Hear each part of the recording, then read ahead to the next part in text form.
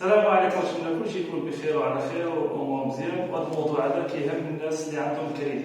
خاصكم تعرفوا بلي الكريدي كيكونوا فيه دوز اسيرونس، وحده اجباريه وحده اختياريه.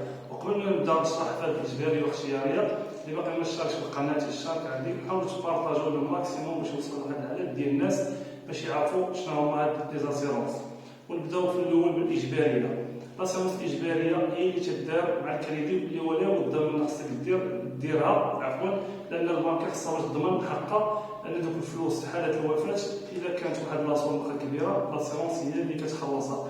وشنو هو تيدار؟ اللي تيدار هو ان الورثه ديالك سواء الزوجه ديالك سواء ولادك تيجمعوا واحد الدوسي ديالك في حاله الوفاه وتيديوه لاسيرونس باش ياخذوا رفع اليد اللي تيمشيو تيحطوها في التيتر وتيترفع هذاك الرهن وباش تبقى هذيك البارتمان او الدار كتبقى حره يعني خالصه ما فيها حتى شي كريدي. ولكن لاسيرونس ما كتوصلش وتعطيك هذاك رفع اليد، انت كدير لونكيت ديالها اللي كيتعطل شويه وتيبقاو الناس كيتسناو تيقول لك لاسيرونس ما جاوبتناش، ولكن لاسيرونس هو لا بد دير لك لونكيت لان ما توصلش وتعطيك هذاك رفع اليد.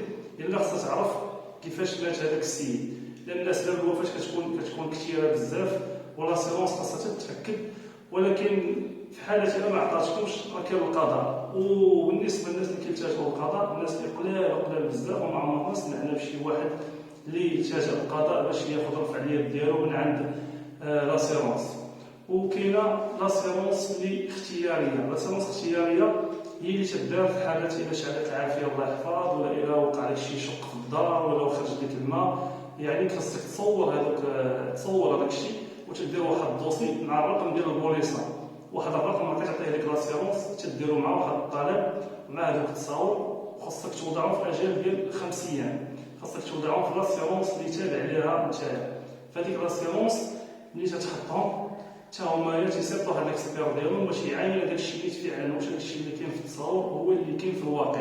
الا كان هو في الواقع راه تيأكسبتي لك الدوسي ديالك وتيخرجوا لك الشيك ديالك. وفي حاله الا حطيتي لهم الدوسي وتعطل لك باش يجاوبوك، في هذه الحاله هذه تدير مفوض قضائي تيدير معاينه وتيصوب واحد المحضر، وبناء على ذاك المحضر تيمكن لك ديه لهم. الا وافقوا لك على المحضر بان المفوض القضائي هذاك الشيء اللي قال هو اللي كاين راه مزيان، الا ما كانش راه بناء على المحضر تدير دعوه قضائيه وتترافع معهم في المحاكم باش تاخذ الحق ديالك.